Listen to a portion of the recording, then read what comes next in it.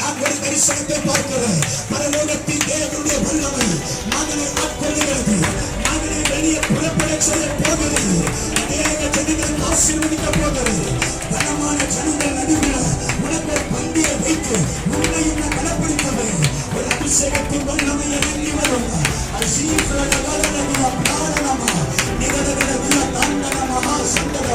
நீ ஆயத்தமாக உன்னை சபைகளை பயன்படுத்துவேன். அவரை வெளியே புறப்பட செய்வேன். சபையில அந்த மகா சந்தரமா உன்னை மெய்ப்பனாய் போதகனாய் நீ பிரகாந்தர கடகட வீரவா பரிசுத்தாவியானவர் சொல்லுகிறது. நீ பிரகா சந்தரமா என்னையும் தேடி வந்தீங்களே, என்னையும் இருக்க வச்சீங்களே, பாவியான என்னை உங்க பிள்ளையை மாற்றுங்களே. இன்றைக்கு சபை அமர வைத்து என் பக்கமாய் வா. உனக்கு செய்ய வேண்டியதை நான் செய்வேன். உனக்கு தர வேண்டியதை நான் தருவேன். உன் பகுதிக்கு மிஞ்சினதை நான் உனக்கு தருவேன். ஏன்னா நீ என்னுடைய பிள்ளை. உன்னை நான் எப்படி கைவிடுவேன்? உன்னை எப்படி நான் மறப்பேன்? கர்த்தருடைய ஆவியானவர் நம்மை பார்த்து தான் சொல்லுகிறார். நிச்சயமாகவே முடிவு உண்டு. கர்த்தர் காண்பிக்கிறார். பரிசுத்த ஆவியானவர் சொல்லுகிறார், சபையே உன்னுடைய காலம் வருகிறது. உன் காலம் வருகிறது. உன் காலம் வருகிறது. உன் காலம் வருகிறது. உன் காலம் வருகிறது. நீ சபையிலையும் இருப்பாய், வெளியிலையும் புறப்படுவாய். வெளியிலும் புறப்படுவாய். கர்த்தருடைய ஆவியானவர் சொல்லுகிறார், இந்த இடத்தில் அநேகரை கர்த்தர் வெளியே புறப்பட வைப்பார். அநேகரை எழுப்புவார். ஒரு வாலிப சேனையை கர்த்தர் எழுப்ப பண்ணுவார். அந்த கடகட தீர நதிய சந்தனமா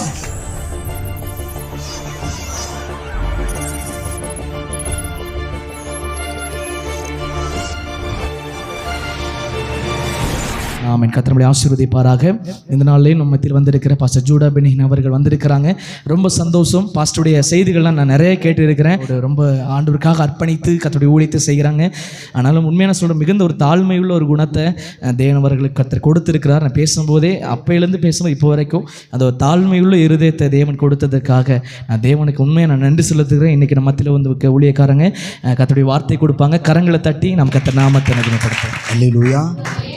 ஆண்டவரும் இரட்சகருமாகிய இயேசு கிறிஸ்துவின் விலையேற பெற்ற நாமத்தில் உங்கள் கூடி வந்திருக்கிற உங்கள் ஒவ்வொருவருக்கும் என்னுடைய வாழ்த்துக்களை நான் தெரிவிக்கிறேன். நிச்சயமாய் சர்வ வல்லமையுள்ளவர் நம்மோடு கூட பேசுவாராக. அல்லேலூயா. என்னை அழைத்த அன்பு போதகருக்காக சகோதரருக்காக நான் கர்த்தரை மகிமைப்படுத்துகிறேன். கொடுத்த ஐக்கியத்திற்காக தேவனை துதிக்கிறேன். அன்பு போதகருக்காக ஸ்தோத்திரம், பாஸ்டர் அம்மாக்காக ஸ்தோத்திரம், அன்பு மகளுக்காக கர்த்தரை மகிமைப்படுத்துகிறேன். எங்கள் ஊர் பொண்ணு கொஞ்சம் நல்லா பார்த்துக்கோங்க. இப்போ தான் கொஞ்சம் விளையாட்டு புள்ளியாக இருந்தவங்க இப்போ பாஸ்டர் அம்மா ஆயிட்டாங்க. அதனால் கொஞ்சம் கொஞ்சமாக பிக்கப் ஆகிடுவாங்க. ஆமின்னு சொல்லுங்கள். ஒரு விஷயம் எல்லாரும் கண்களை மூடி பரிசுத்த தேவனுடைய பிரசன்னத்துக்கு நேராக ஒரு விஷயம் எல்லாரும் வாய்களை திறந்து அவருடைய சத்தத்தின் வல்லமை இந்த ராத்திரி நேரத்தில் நம்மோடு கூட பேசும்படியாக சர்வ வல்லமையுள்ள ஆவியானவர் நம்மோடு கூட இடைப்படும்படியாக ஒரு விஷயம் எல்லாரும் வாய்களை திறந்து ஸ்தோத்திரம் பண்ணி கொஞ்ச நேரம் வாய்களை திறந்து அவரை மகிமைப்படுத்துகிற எந்த ஸ்தானத்திலையும் இறங்கி வருவேன் என்று சொன்னவர் அவர் வருகிற இடத்துல இடங்கள் அசையும் என்று வேதம் உரைக்கிறது. அவர் எங்கே இறங்கி வருகிறாரோ, எந்த மனிதனை நோக்கி பார்க்கிறாரோ, எந்த மனிதனை அழைக்கிறாரோ அந்த இடத்தில் விடுதலை உண்டாக்கப்பட்டது வேதத்தில் பார்க்கிறோம். தாவீதின் குமாரனே எனக்கு இறங்கும் என்று கதறும் பொழுது அந்த குருடனை வரவழைத்து உன் விசுவாசம் உனக்கு ஆக கடவது, உன் விசுவாசத்தின்படியே ஆகட்டும் என்று சொன்ன பொழுது பார்வடைந்தது வேதம் பார்க்கிறோமே.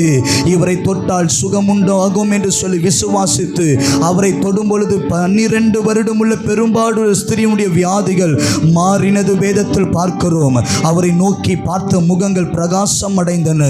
தம்மை நோக்கி உண்மையாய் கூப்பிடுற யாவருக்கும் அவர் சமீபமாய் இருக்கிறேன் என்று சொன்னவர் ஆபத்து காலத்தில் என்னை நோக்கி கூப்பிடு, நான் உன்னை விடுதலையாக்குவேன் என்று சொன்னவர் விசுவாசம் உள்ளவனாய் ஜெபத்தில் எதை கேட்டாலும் அதை நான் தருவேன் என்று வாக்கு தந்தவர். இத்தனை வாக்கு தத்தங்களை நமக்கு முன்பதாக வைத்திருக்கிறவர் இந்த ராத்திரி அந்த வாக்கு தத்தத்தை மறப்பாரோ? அந்த வார்த்தையை நிறைவேற்றவோ ஓடி வருவாராக. வாய்களை திறந்து ஸ்தோத்திரம் பண்ணி, வார்த்தை உம்முடையது, ஜனங்கள் உம்முடையவர்கள், சபை நீ ரத்தம் சிந்தி சம்பாதித்த உம்முடைய சபை, ஊழியம் கர்த்தருடையது. இப்படி எல்லாம் உம்முடையதாயிருக்கிறபடியால் நீர் பேசும், நாங்கள் கேட்கிறோம். நீர் கிரியை செய்யும், நாங்கள் அமைதல் அடைகிறோம். இரட்சகர் இயேசு கிறிஸ்துவின் நாமத்தில் ஜெபிக்கிறோம் நல்ல பிதாவே. ஆமென், ஆமென், அல்லேலூயா. மறுபடியும் ஆண்டுடைய நாமத்தை கொண்டு அவருடைய இடத்தில் தாகமாய் விசுவாசமாய் வந்திருக்கிற உங்கள் வாழ்க்கையில பரிசுத்த ஆவியானவர் இடைப்படுவாராக. ஆமென் சொல்லுங்கள். அநேக புதிய முகங்கள் பார்க்கும் பொழுது சந்தோஷம் அடைகிறது. தேவ பிள்ளைகள் தேவனுடைய வார்த்தையை விசுவாசமாய் கேட்கும் பொழுது உங்கள் விசுவாசம் அவர்களையும் பற்றி பிடிக்கட்டும். அல்லேலூயா. எடுத்தவர்கள் வாசிக்கலாம். சகரியாவின் தீர்க்கதரிசன புஸ்தகம் 9ஆம் அதிகாரம் அதனுடைய 12ஆம் வசனம். சகரியாவின் தீர்க்கதரிசன புஸ்தகம் 9ஆம் அதிகாரம் 12ஆம் வசனம். நம்பிக்கை உடைய சிறைகளே அரணுக்கு திரும்புங்கள், இரட்டிப்பான நன்மையை தருவேன், இன்றைக்கே தருவேன். எல்லாரும் சேர்ந்து ஒரு விசை சத்தமாய் வாசிங்கள். நம்பிக்கை உடைய சிறைகளே அரணுக்கு திரும்புங்கள், இரட்டிப்பான நன்மையை தருவேன், இன்றைக்கே தருவேன். இன்னொரு விசை சத்தமாய் வாசிங்கள். நம்பிக்கை உடைய சிறைகளே அரணுக்கு திரும்புங்கள், இரட்டிப்பான நன்மையை தருவேன், இன்றைக்கே தருவேன். அல்லேலூயா. அழகாய் பரிசுத்த ஆவியானவர் இப்படியாக வேதத்தில் இப்படி ஒரு வார்த்தை எழுதப்பட்டிருக்கிறது. நம்பிக்கை உடைய சிறைகளே அரணுக்கு திரும்புங்கள், இரட்டிப்பான நன்மையை தருவேன், இன்றைக்கே தருவேன். ஆமென் சொல்லுங்க. நல்ல சத்தத்தை உயர்த்தி சொல்லுங்க. அல்லேலூயா. அழகாய் ஆவியானவர் இப்படி சொல்லுகிறார். இரட்டிப்பான நன்மையை தருவேன், இன்றைக்கே தருவேன். ஆமென் சொல்லுங்க. இரட்டிப்பான நன்மையை தருவேன், இன்றைக்கே தருவேன். எல்லாருக்கும் என்ன விருப்பம் என்று சொன்னா, எனக்கு நன்மை வராதா, இன்றைக்கு அற்புதம் நடக்காதா, இப்பொழுதே கர்த்தர் செய்ய மாட்டாரா, இந்த வருடத்தில் ஏதாவது ஒரு மாற்றம் வராதா, இந்த வருடத்தில் கர்த்தர் பிள்ளை பெறுகிற பாக்கியத்தை தர மாட்டாரா, ஒருவேளை இந்த வருடத்தில் எனக்கு ஒரு கவர்மெண்ட் ஜாப் கிடைக்காதா, ஒருவேளை இந்த வருடத்தில் என் பிள்ளைகள் ரட்சிக்கப்பட மாட்டார்களா, இந்த வருடத்தில் கர்த்தருடைய அற்புதம் எனக்கு நேராக வராதா என்று சொல்லி எல்லாருடைய ஏக்கங்கள். ஆமென் சொல்லுங்க. அல்லேலூயா. பிரசங்கிக்கும் போது என்ன பார்க்கணும், என்ன பாடுங்க. ஆமென் சொல்லுங்க. கொஞ்ச நேரம் தான் உங்கள் நடுவில் நான் தேவ வார்த்தையை பகிர்ந்து கொள்ளுகிறேன். இது வேடிக்கை பார்க்குறதோ இல்லை எவ்வளவு நெகம் வளர்ந்துருக்குன்ற பார்க்குறதுக்காக நம்ம வர கிடையாது. ஆமென் சொல்லுங்க. கொஞ்ச நேரம் பயத்தோடு தேவ சன்னிதானத்தில் அமர்ந்திருந்தால் நிச்சயம் கர்த்தர் நம்மோடு கூட பேசுவார். அல்லேலூயா, அல்லேலூயா. அழகாய் வார்த்தை உரைக்கிறது, இன்றைக்கே தருவேன். அல்லேலூயா. எப்பொழுது தருவாரா? வேதம் அழகாய் உரைக்கிறது. நம்பிக்கை உடைய சிறைகளே அரணுக்கு திரும்பினால் இரட்டிப்பான நன்மையை தருவேன், இன்றைக்கே தருவேன். எப்பொழுது எனக்கு இரட்டிப்பான நன்மை, எப்பொழுது கர்த்தர் எனக்கு இன்றைக்கே தருவார் என்று சொன்னால், எப்பொழுது நான் அரணுக்கு திரும்புகிறேனோ அன்றைக்கு கர்த்தர் எனக்கு இரட்டிப்பானதை தருகிறார். அல்லேலூயா. கொஞ்சம் அந்த பக்கம் பேசுறதுக்கு வேண்டாம். பேசுறது புரியுதுங்களா? பார்க்குது என்ன கவனிங்க கொஞ்ச நேரம். ஆமென் சொல்லுங்க. அல்லேலூயா. உங்களுக்கு வேதம் தான் திருப்பணும், பரவாயில்ல, தப்பானாலும் பரவாயில்ல, என்ன கவனிக்கலாம். ஆமென் சொல்லுங்க. அல்லேலூயா. எப்போ எனக்கு இரட்டிப்பான நன்மை வரும், எப்பொழுது எனக்கு ஒரு விடுதலை வரும் என்று சொன்னால், நம்பிக்கை உடைய சிறைகளே அரணுக்கு திரும்புங்கள்.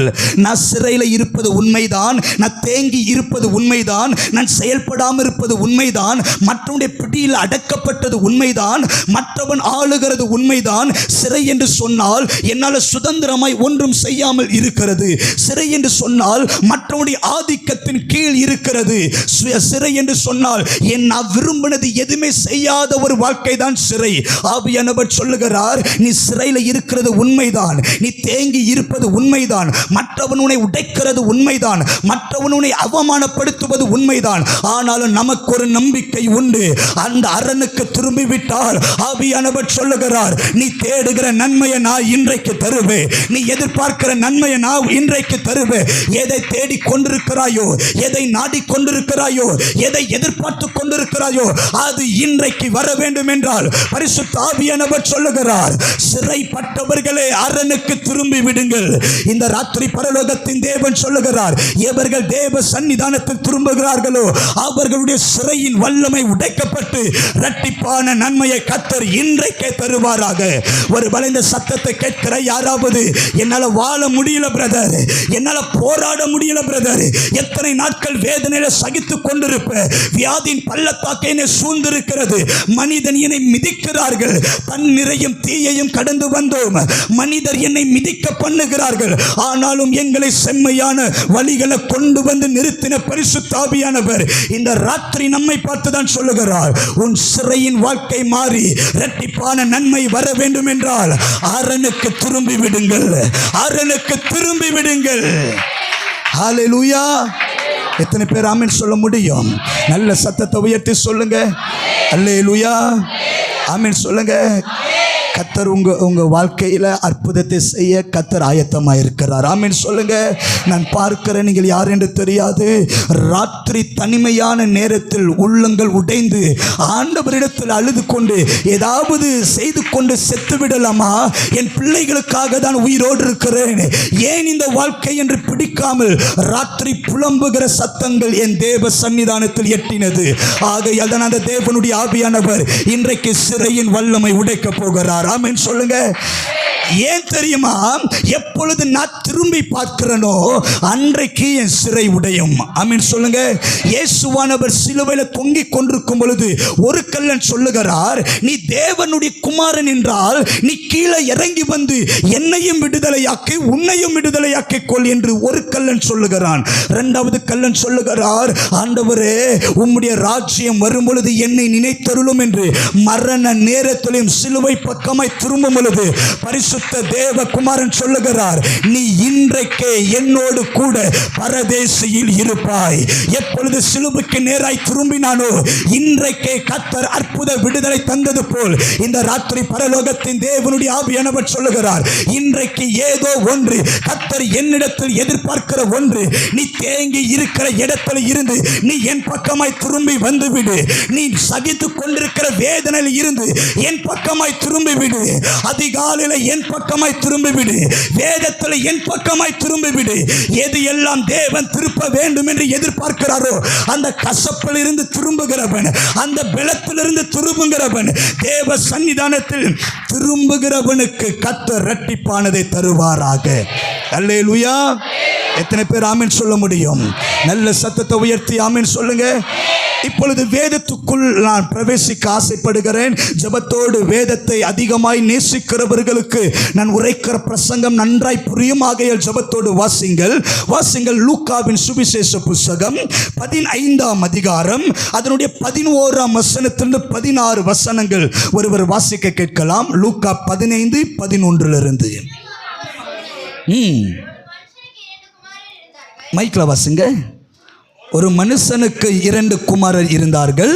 அவர்களில் இளையவன் தகப்பனை நோக்கி, தகப்பனே, ஆஸ்தியில் எனக்கு வரும் பங்கை எனக்கு தர வேண்டும் என்றான். அந்தபடி அவன் அவர்களுக்கு தன் ஆஸ்தியை பங்கிட்டு கொடுத்தான்.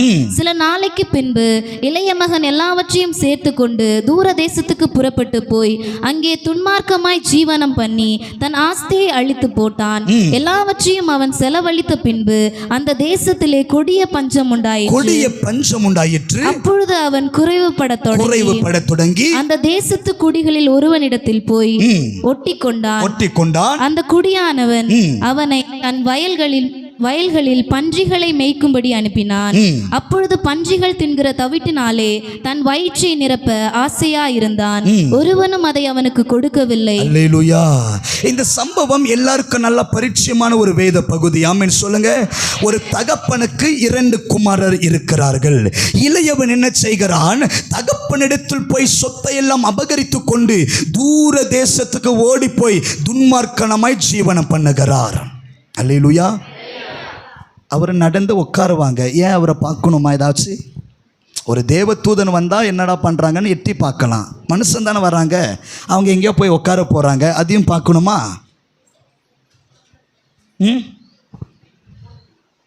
அல்லேலூயா. கொஞ்சம் சீரியஸாக இருக்கணும் சபையில். ஆமென் சொல்லுங்கள். நான் ஒரு வேளை கல்யாணத்துக்கு போய் கல்யாணத்தில் மாப்பிள்ளையும் பொண்ணு அங்கே இருக்கும் பொழுது அவங்க டான்ஸ் ஆடும்போதோ பர்ஃபார்மன்ஸ் பண்ணும்போதோ வேடிக்கை பார்க்கலாம். இல்லை விஜய் டிவியில் ஏதாச்சும் ப்ரோக்ராம் வரும்போது இவளுக்கு இவ்வளோ மார்க் அப்படின்ட்டு அவருக்கு மார்க்கு கூட போடலாம், ஜாலியாக சிரிக்கலாம், என்ன வேணுமாச்சும் பண்ணலாம். ஆனால் ஆலயம் என்பது பயத்துக்குரிய ஒரு இடம்.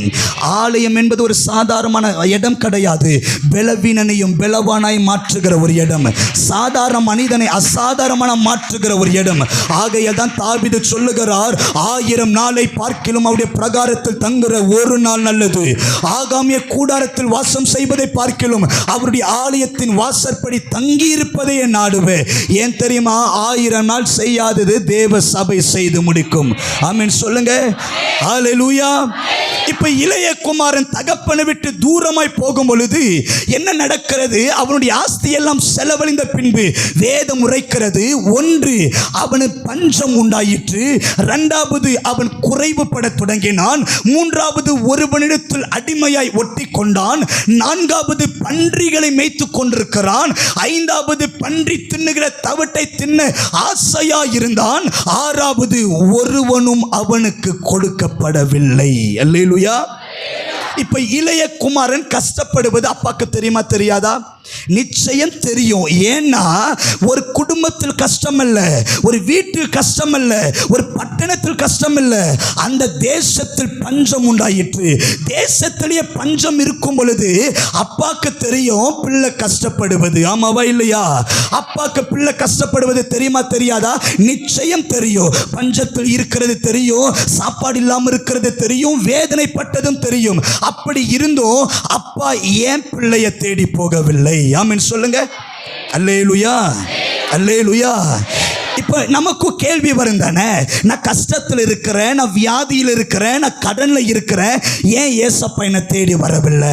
இந்த இளைய குமாரன் நினைத்தது போல நமக்கும் நினைக்க தோணும். நான் கஷ்டப்படுவது ஏசப்பாக்கு தெரியும், என் பிள்ளை அடங்காமல் இருக்கிறது ஏசப்பாக்கு தெரியும், நான் கடன் பட்டு இருக்கிறது ஏசப்பாக்கு தெரியும், என் கணவனால் குடித்து வெறித்து வந்ததும் ஏசப்பாக்கு தெரியும், எனக்கு திருமணமாய் பிள்ளைகள் பெறாததும் ஏசப்பாக்கு தெரியும், நான் என் குடும்பத்தில் ஒதுக்கப்பட்டது ஏசப்பாக்கு தெரியும்.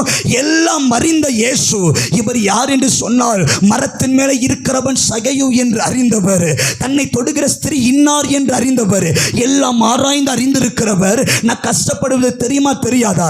நிச்சயம் தெரியும். நான் யாருக்கும் தெரியாமல் கண்ணீர் வடிக்கிறது அவருக்கு தெரியும் தானே. எல்லாருக்கும் நடுவில் என்னை தாழ்த்தின பொழுது என்னுடைய தாழ்மை அவர் பார்த்திருக்கிறாரு தானே. எல்லாரும் என்னை அவாய்ட் பண்ணி நிராகரித்து என்னை தூக்கி எறியும் பொழுது அவருடைய கண்கள் என்னை பார்த்து கொண்டு தான் இருந்துச்சு. இப்ப நம்முடைய கேள்வி என்னவென்றால், ஏன் என்ன தேடி ஏசப்பா வரல? நாங்க எத்தனையோ சாட்சியை பார்க்கிறோம். இயேசு தரிசனமானபடியால் நானும் என் வீட்டாரும் கர்த்தரை சேவிக்கிறோம். என் கணவனாருக்கு நீ தரிசனமாய் இருந்தா அந்த குடிப்பழக்கம் மாறி நாங்க வீட்டுக்கு வந்திருப்போம் ஆண்டவரே, சபைக்கு வந்திருப்போம் ஆண்டவரே. என் கடனை நீங்க மாற்றி இருந்தா என்னைக்கோ சாட்சி சொல்லி உமக்கு தசமமாக தந்திருப்பேன் ஆண்டவரே. என் பிள்ளை குடிக்கிற என் பிள்ளை நீ சந்தித்திருந்தா என் பிள்ளையை நான் ஊழியத்துக்கு அர்ப்பணிப்பேன் தான் ஆண்டவரே. இப்ப நம்முடைய கேள்வி என்னவென்றால், நான் கஷ்டப்படுவது தெரிந்தோ, நான் வேதனைப்படுவது தெரிந்தோ, நான் துக்கப்படுவது தெரிந்தோ, ஏன் அப்பா என்னை தேடி வரவில்லை? ஏன்னா அந்த 15வது அதிகாரத்தில் 3 உவமை இருக்கு. சொல்லுங்க, எத்தனை உவமை? 4ஆம் வசனத்தில் உரைக்கிற ஒரு உவமை, 100 ஆடுகள் ஒரு மேய்ப்பன். சொல்லுங்க, 100 ஆடுகள். 8ஆம் வசனத்தில் இருக்கிற ஊமை 10 வெள்ளிக்காசு ஒரு ஸ்திரீ. சொல்லுங்க, 10 வெள்ளிக்காசு. 11ஆம் வசனத்தில் இருக்கிற ஒரு ஊமை 2 குமாரர் ஒரு தகப்பன். சொல்லுங்க, 2 குமாரர். அல்லேலூயா.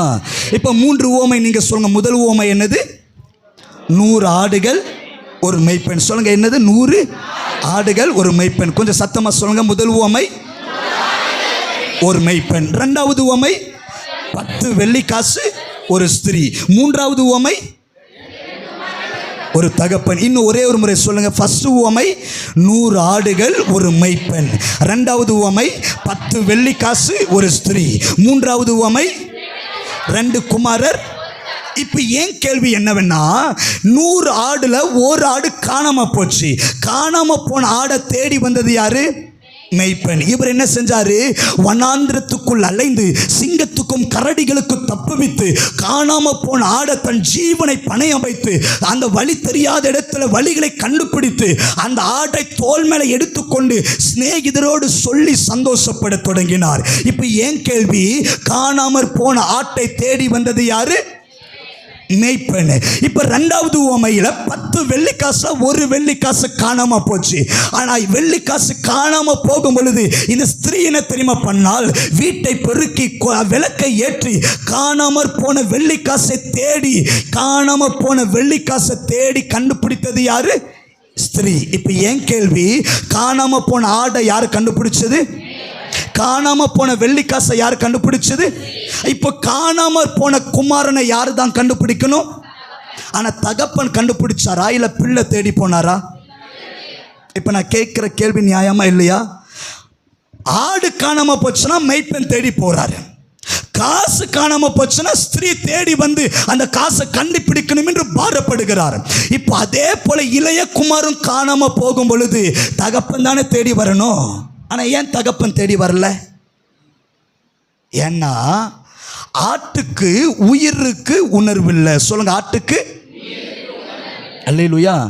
அந்த ஆயம்மாவை தூங்குறவங்களை எழுப்பி விட்டு தூங்காதீங்கன்னு சொல்லுங்க. ஆமா, ஆமீன் சொல்லுங்க. முன்னாடி எல்லாம் ஆண்டவர் வந்து பேர் சொல்லி தீர்க்கதரிசனமாக கூப்பிட்டுட்டு இருந்தார். இப்பெல்லாம் தூங்குறவங்க வேடிக்கை பார்க்குறவங்கள எழுப்பி விடுற மாதிரி எனக்கு ஆமீன் சொல்லுங்க. கொஞ்ச நேரம் இன்னும் ஒரு 10 நிமிஷம் கூட ஆரம்பிக்கல, அதுக்குள்ளே எப்படி தூக்கம் வருது? ஆமாம், கிருபை. உங்கள் மேலே வச்ச கிருபை அது, எங்கள் மேலே வச்ச கிருபை இது. ஆமீன் சொல்லுங்க. பவுல் பிரசவம் பண்ணும்போதே ஒருத்தர் தூங்கிட்டாராம், நம்மளாம் ஏமாத்துறோம். அல்லேலூயா. இப்போ ஏன் கேள்வி என்னன்னா, காணாம போன ஆடை மேய்ப்பன் தேடி வந்தாரு, காணாம போன காசை ஸ்திரீ தேடி வந்தாங்க. இப்போ காணாம போன குமாரனை இந்த தகப்பன் தானே தேடி வரணும். ஏன் தகப்பன் தேடி வரலன்னா, ஆட்டுக்கு உயிருக்கு உணர்வு இல்லை. சொல்லுங்க, ஆட்டுக்கு. என்னைக்காவது நீங்க ஆடு ஒரு 2000 ரூபாய் அந்த ஆட்டுக்குட்டியை நீங்க வாங்கி ஒரு 2-3 வருஷமா நல்ல கொழுமையா வளர்த்து நல்ல உங்க சாப்பாடு உங்க புல்லெல்லாம் போட்டு நல்ல 2 வருஷம் நல்ல கம்பீரமா வளர்த்துன உடனே ரம்ஜான் பக்ரீத் வரும்போது ஒரு பாய்க்கு விற்கும் பொழுது நல்ல 15 கிலோ ஆன உடனே இந்த பாய் கரத்துல ஒரு 20,000 ரூபாய் தந்து ஆட்டை நம்ம தரும் பொழுது என்னைக்காவது ஆடு நம்மளை பார்த்து 2 வருஷம் நல்லா பாதுகாத்த, எனக்கு நல்ல சாப்பாடு தந்த, புல்லெல்லாம் எனக்கு போட்ட, ரொம்ப தேங்க்யூ, டாட்டா, பாய் பாய், உனக்கு சுகர் வேற இருக்கு, மாத்திரை நல்லா போடு, என்னைக்காவது ஆடு சொல்லியிருக்கா? உங்களை பார்த்த உங்க ஆடெல்லாம் சொல்லும் போல இல்லை. அப்போ என்னைக்காவது ஆடு நான் வளர்த்த அந்த வளர்ப்பை கண்டு டாட்டா பாய் பாய் என்னைக்காவது சொல்லியிருக்கா? இல்லை. அப்போ ஆட்டுக்கு என்ன இல்லை? உயிர் இருக்கு, உணர்வு இல்லை.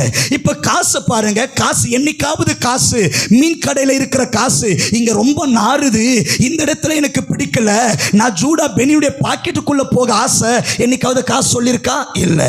வைன் ஷாப்ல இருக்கிற காசு என்னைக்காவது காசை தந்து பாவத்தை வாங்குறாங்க, எனக்கு வைன் ஷாப்ல பிடிக்கல, இந்த பரிசுத்த ஆலயத்துல காணிக்க பெட்டில இருக்கிற எனக்கு ஆசை, என்னைக்காவது காசை சொல்லியிருக்கா?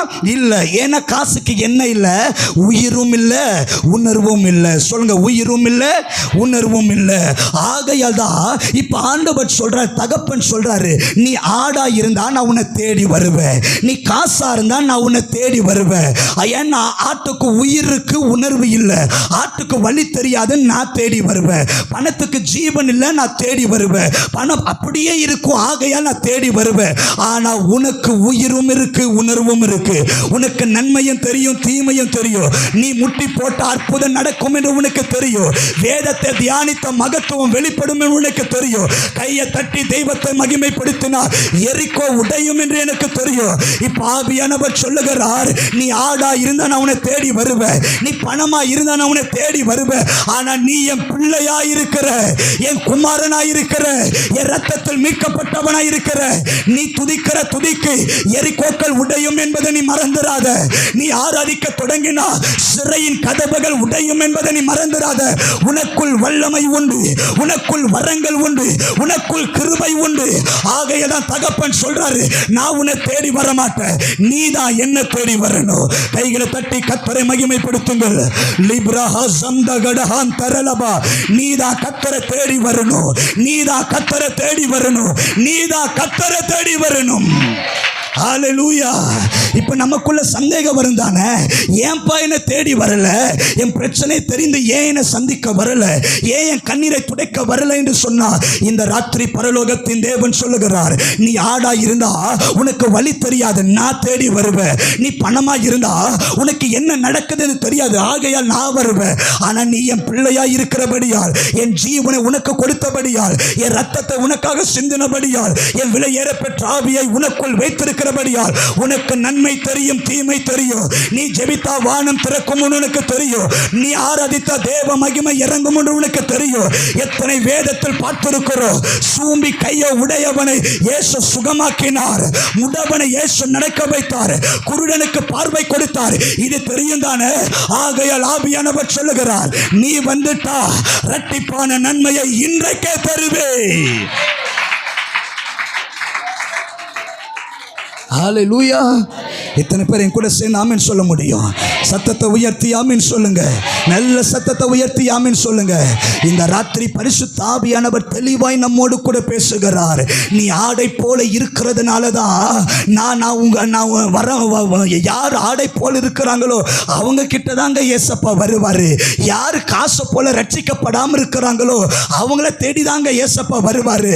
என்னை இயேசு ரட்சித்து அழகான சபையில் அமர வைத்து எனக்கு நல்ல ஒரு தேவ மனிதனை கொடுத்து என் கரத்தில் பரிசுத்த வேதாகமத்தை தந்து முழங்கால நிற்க வேண்டும் என்று கற்றுக் கொடுத்து அந்த ரங்கத்தை பிதாவை நோக்கி பார்க்க வேண்டும் என்று சொல்லி கொடுத்து எனக்கு எல்லாமே வெளியரங்கமாக இருக்கிறபடியால் என் தேவன் என்னை பார்த்து சொல்லுகிறார், நீ திரும்பி என்னிடத்தில் வந்துவிட்டா, நீ திரும்பி என்னிடத்தில் வந்துவிட்டா, நீ தேடுகிற நன்மையை நான் தருவேன், நீ எதிர்பார்த்திருக்கிற நன்மையை தருவேன். ஒருவேளை இந்த ராத்திரி எதை தேடிக்கொண்டிருக்கிறீங்க அது உனக்கு வர வேண்டும் என்றால் நீ தேவன் பக்கமாய் திரும்பினார், நீ தேவன் பக்கமாய் திரும்பினார், அவர் உனக்கு செய்ய வேண்டியதை அவர் செய்வார். ஹல்லேலூயா, ஹல்லேலூயா. எத்தனை பேரை கூட சேர்ந்து ஆமென் சொல்ல முடியும்? ஒருவேளை எதையாவது சுமந்து கொண்டு இந்த ராத்திரியில வந்திருக்கிறீங்களா? என் இருதயத்தில் இவ்வளவு பாரம் இருக்கு பிரதர், என்னை ஏன் தேடி வரல என்று சொல்லி எனக்குள்ள கேள்வி இருக்கிற பிரதர். நான் ஆண்டவருக்காக வைராக்கியமா இருக்கிறேன், நான் ஆண்டவருக்காக ஜெபித்து கொண்டிருக்கிறேன், நான் ஆண்டவருக்காக வாழ வேண்டும் என்று முடிவெடுத்திருக்கிறேன். ஆனா என்னை தேடி ஏன் ஏசப்பா வரல என்று கேட்டா இந்த ராத்திரி ஏசப்பா சொல்றாரு, உனக்கு முன்பதாக எல்லாம் வெளியரங்கமா இருக்கு.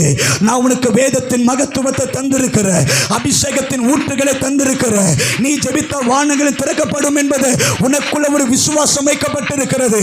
ஆகையால் நீதான் என்ன தேடி வர வேண்டும். ஹல்லேலூயா. இன்றைக்கு பரிசுத்த ஆவியானவர் சொல்லுகிறார், எப்பொழுது ஒரு தேவ பிள்ளை தன் இடத்தை விட்டு திரும்பி தேவன் பக்கமாய் வருகிறாரோ கர்த்தர் அவர்களுக்காக இரட்டிப்பான நன்மையை இன்றைக்கே தருவாராக. ஹல்லேலூயா, ஹல்லேலூயா, ஹல்லேலூயா. எத்தனை பேர் கூட சேர்ந்து ஆமென் சொல்ல முடியும்? நல்ல சத்தத்தை உயர்த்தி ஆமென் சொல்லுங்க. இப்போ இளைய குமாரன் நினைச்சா எங்க அப்பா என் மேல அன்பு இல்லை, எங்க அப்பாக்கு என் மேல அக்கறையே இல்லை, எங்க அப்பாக்கு என் மேல பாசமே இல்லை, அவர் என்னை பார்க்க வரவே இல்லை என்று சொல்லி இந்த இளைய குமாரன் நினைத்து கொண்டு குற்ற உணர்வோடு எங்க அப்பா வீட்டில் கூலிக்காரனு கூட நல்ல வயிறொப்ப சாப்பாடு தந்தாரு, வேலைக்காரனு கூட எவ்வளவு சாப்பாடு தந்தாரு, ஆனா எனக்கு ஒண்ணுமே தரவில்லை என்று சொல்லி ஏக்க முகத்தோடு இந்த இளைய குமாரன் அப்பா கிட்ட நடந்து போகிறார். 20ஆம் வசனத்தை வாசிங்கள்.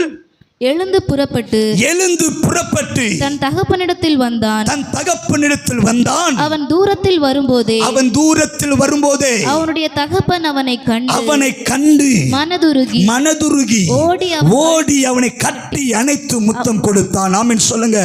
நல்ல ஜெபத்தோடு என்னை கவனிங்கள். இந்த இளைய குமாரன் என்ன தெரியுமா செய்கிறா? குற்ற உணர்வோடு அசுத்த இடத்துல இருந்து எப்படியாவது வெளியே வர வேண்டும் என்று கொஞ்சம் கொஞ்சமாய் வெளியே வந்து குற்ற இருதயத்தோடு இப்ப மெதுவா தகப்பன் கிட்ட நடந்து வர்றார். சொல்லுங்க, தகப்பனிடத்தில் நடந்து வர்றார். சத்தமா சொல்லுங்க, தகப்பனிடத்தில் நடந்து வர்றார். இவர் தகப்பனிடத்தில் நடந்து வருகிறதை கண்ட தகப்பன் தூரத்தில் அவன் வருவதை கண்டு ஓடி கட்டி பிடித்து முத்தம் கொடுத்தார். இது எது தெரியும் அடையாளம்? நீங்க கிறிஸ்துவுக்காக நடக்க ஆயத்தம் என்றால் அவர் உங்களுக்காக ஓடி வர அவர் ஆயத்தம். நீங்க கிறிஸ்துவுக்காக திரும்பி வருவதற்கு ஆயத்தம் என்றால் என்றால் பரலோகத்தை திறப்பதற்கு அவர் ஆயத்தமாய் இருக்கிறார். நீங்க ஆண்டவருக்காக முழங்கால நிற்க ஆயத்தம் என்றால் நீங்க நடந்தா அவர் உங்களுக்காக ஓடி வருவார். நீங்க ஒரு ஸ்டெப்பை எடுத்தா ஆண்டவர் உங்களுக்காக 1000 படிகளை எடுப்பாராக. நீங்க ஆண்டவருக்காக ஏதாவது செய்ய வேண்டும் என்று ஒரு காரியத்தை செய்தால் உன் தகப்பன் உனக்காக ஓடி வருகிறவர். கைகளை தட்டி கர்த்தரை மகிமைப்படுத்துங்கள். இன்றைக்கு இயேசுவின் நாமத்தில் சொல்லுகிற நீங்கள் நடக்க ரெடி என்றால் உங்களுக்காக அவர் ஓடி வருவார். இது எது தெரியுமா அடையாளம்? அவர் துரிதமாய் வருவார். நீ தாமதமாய் வந்தாலும் நீ நடக்க ரெடி என்றால், வர ரெடி என்றால், நீ திரும்ப ரெடி என்றால் உனக்காக ஓடி வருவதற்கு ஒரு தெய்வம் இந்த உலகத்தில் உலாவி கொண்டிருக்கிறார். இன்றைக்கு இயேசுவின் நாமத்தில் நான் தீர்க்கதரிசனமாய் சொல்லுகிறேன், நீங்கள் கிறிஸ்துவுக்காக ஏதாவது திரும்ப வேண்டும் என்று திரும்பினா உங்களுக்காக அவர் ஓடி வருவாராக. ஹல்லேலூயா. ஒருவேளை எனக்கு அதிகாலை எழுந்து ஜெபிக்க எனக்கு பிரயாசம் இல்லை பிரதர், ஆனால் இன்றைக்கு இந்த செய்தியை கேட்டு நாளைக்கு எப்படியாவது 5 மணிக்கு எழுந்து ஜெபிக்கணும் என்று இந்த ராத்திரி 12 மணிக்கு நீங்கள் அலாரம் வச்சா, நீங்கள் அலாரம் வைக்கும் பொழுதே வானங்கள் திறக்கப்பட்டு உங்களுக்காக அவர் ஓடி வருவாராக. ஏன் தெரியுமா? இளைய குமாரன் நடப்பதை கண்டு தகப்பன் தூரத்தில் வருவதை கண்டு ஓடி போனான். அவர் தூரத்திலிருந்து பார்க்கிறவர், அவர் பரத்திலிருந்து பார்க்கிறவர், வானத்திலிருந்து பார்க்கிறவர், உனக்காக ஓடி வருகிறவர். இயேசுவின் நாமத்தில் தீர்க்கதரிசனமாய் சொல்லுகிற அவர் உனக்காக ஓடி வருகிறவர், உனக்காக எழுந்தருளுகிறவர், உனக்காக எதையும் செய்கிறவர், உனக்காக கட்டி பிடிக்கிறவர், உன்னை முத்தம் கொடுக்கிறவர். நீ சொன்ன என் மேல ஆண்டவருக்கு அன்பில்லை, ஆனா நீ ஓடி நீ நடக்க வந்துட்டா ஓடி வந்து கட்டி பிடித்து முத்தம் கொடுப்பார். இதுவரைக்கும் உன்னை தூக்கி எறிந்தவர்கள், இதுவரைக்கும் வேண்டாம் என்று நிராகரிக்கப்பட்டவர்கள் பன்றி நாட்டத்திலே இருந்தாலும் இந்த தகப்பன் கண்டு ஓடி போய் கட்டி பிடித்து முத்தம் கொடுத்தார். இது அரவணைப்பை குறிக்கிறது, இது அன்புக்கு அடையாளம். இந்த ராத்திரி பரிசுத்த ஆவியானவர் சொல்லுகிறார், நீங்கள் தகப்பனிடத்தில் நடந்து வந்தா உங்களுக்காக அவர் ஓடி வந்து உங்களை கட்டி பிடித்து முத்தம் கொடுப்பார். ஹல்லேலூயா. இது மாத்திரம் கிடையாதுங்க. தகப்பன் இப்படியா எல்லாம் கொஞ்சம் முன்னாடி வந்துருங்க, பின்னாடி இருக்கிறவங்களாம் உட்காரட்டும். ஆமா,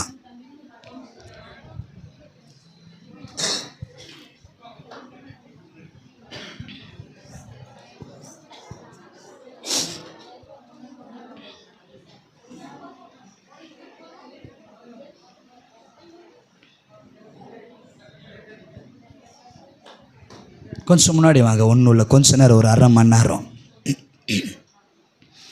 அல்லேலூயா. கவனிங்கள். இப்போ இளைய குமாரன் நினச்சா எங்கள் அப்பாவுக்கு என் மேலே அன்பு இல்லை, எங்கள் அப்பாவுக்கு என் மேலே பாசம் இல்லை, எங்கள் அப்பாவுக்கு என் மேலே உயிர் இல்லை, வேலைக்காரனை நேசிக்கிறவர் என்ன நேசிக்கலையே, கூலிக்காரனை நேசித்தவர் என்ன நேசிக்கலையே, என்னை நேசிச்சிருந்தா என்னை தேடி ஒரு நாள் வந்திருப்பார் இல்லை, என்னை தேடி கட்டி பிடிச்சிருப்பார் இல்லை, பன்றி தின்னுகிற தவட்டை தின்னு ஆசையாக இருக்கிறேன், எனக்கு ஏதாவது ஒரு போஜனம் தந்திருக்கலாம் இல்லை. இளைய குமாரனுக்கு தகப்பன் ஒன்றுமே தராத கண்டு இளைய குமாரன் நினைச்சா ஏசப்பாக்கு என் மேல் அன்பு இல்லை, என் தகப்பனுக்கு என் மேல் அக்கறை இல்லை என்று சொல்லி நினைத்து கொண்டிருக்கும் பொழுது இந்த தகப்பன் என்ன தெரியுமா செய்தார்? இளைய குமாரன் தகப்பனிடத்தில் திரும்பும் பொழுது தன் வேலைக்காரனை பார்த்து சொல்லுகிறார், இவனுக்கு கொளுத்த கன்றை அடிப்பீங்கள், இவனுக்கு மேலே கீத வாக்கியத்தை வாசியுங்கள். இளைய குமாரன் வருவதை கண்ட தகப்பன் சொன்னார், இவனுக்கு கொளுத்த கன்றை அடிப்பீங்கள். ஆமென் சொல்லுங்க.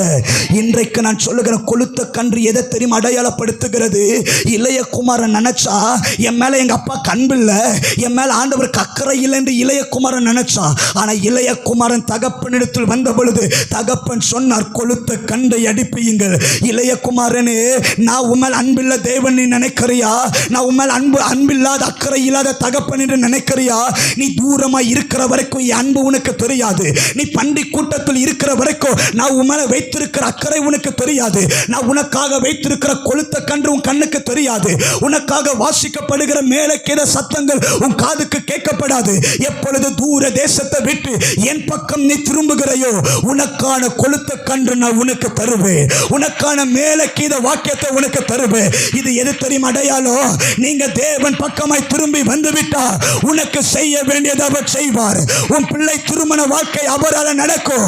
உனக்கு செய்ய வேண்டிய கனத்தை, உனக்கு தர வேண்டிய மரியாதை வார்த்தை, உன் மேல வைத்திருக்கிற அக்கறை அது பெரியது என்று இந்த தேசத்துக்கு காண்பிப்பார். அவர் உனக்கான கொழுத்த கன்று அவர் தருவார். இயேசுவின் நாமத்தில் நான் சொல்லுகிறேன், உனக்கான கொழுத்த கன்று உங்களுக்கு கொடுக்கப்படும். உனக்கான கொழுத்த கன்று, அந்த கொழுத்த கன்று வேலைக்காரனுக்கு அல்ல, அந்த கொழுத்த கன்று கூலிக்காரனுக்கு அல்ல, அந்த கொழுத்த கன்று தகப்பனோடு இருக்கிற மூத்த குமாரனுக்கு அல்ல.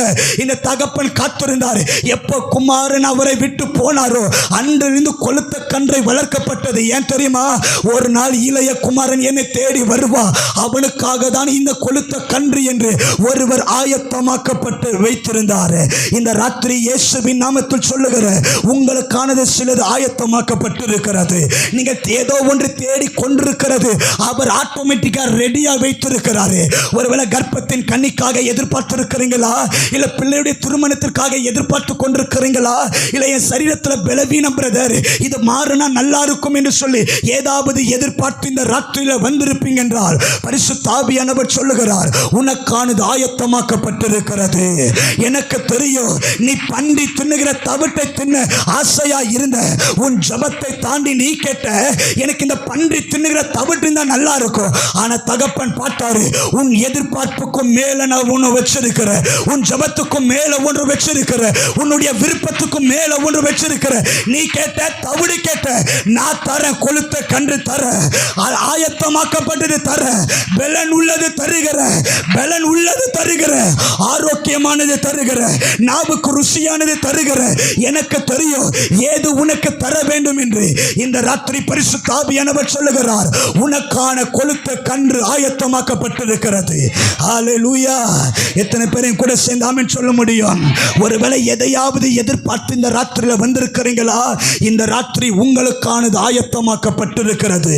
அவன் நான் சொல்றேன், கொழுத்த கன்று ஏதோ ஒரு நாள்ல சமைக்க முடியுமா? இல்ல தோசைன்னா தோசை பாக்கெட் வாங்கிட்டு வந்து ஒரே 10 நிமிஷத்துல தோசை சுட்டு முடிச்சிடலாம். இல்லை என்று சொன்ன சாம்பார்னா இருக்கிற அந்த காய்கறி வெட்டி சாம்பார் கூட பண்ணிடலாம். ஆனா கொழுத்த கன்று எடுத்த உடனே செய்ய முடியாது. அது சின்ன வயதிலிருந்து ஆயத்தமாக்கப்பட்டிருக்கணும். அப்படின்னா என்ன அர்த்தம்? என் பிள்ளை ஒரு நாள் வரப்போறா, என் பிள்ளை என்னை தேடி வரப்போறா.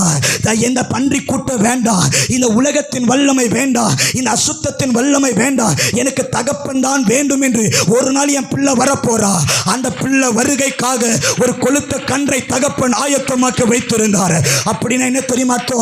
ஆண்டவருக்கு தெரியும் 2024 ஆண்டுல மார்ச் மாதத்துல ஒரு கூட்டம் சபையில வந்து என்னை ஆராதிக்கும், என்னை என் பக்கமாய் திரும்பி கேட்கும், கண்ணீர் வடித்து கதற ஆரம்பிக்கும், என்னுடையதை எனக்கு தாங்க, என்னுடையதை எனக்கு தாங்க. பன்றி கூட்டத்தின் நடுவில் படுத்து பன்றி தின்னுகிற தவிடை தின்ன ஆசையா இருந்தவனுக்கு கொழுத்த கன்றை தகப்பன் தந்தது சத்தியம் என்றால் இந்த ராத்திரி பரிசுத்த ஆவியானவர் சொல்லுகிறார், நீ நினைக்கிறதை தாண்டி ஒருவர் உனக்கு தருவார். ஹல்லேலூயா. எத்தனை பேர் என் கூட சேர்ந்து ஆமென் சொல்ல முடியும்? நீங்க யோசித்து பார்த்திராத ஒன்று உங்களுக்காக வைக்கப்பட்டிருக்கிறது.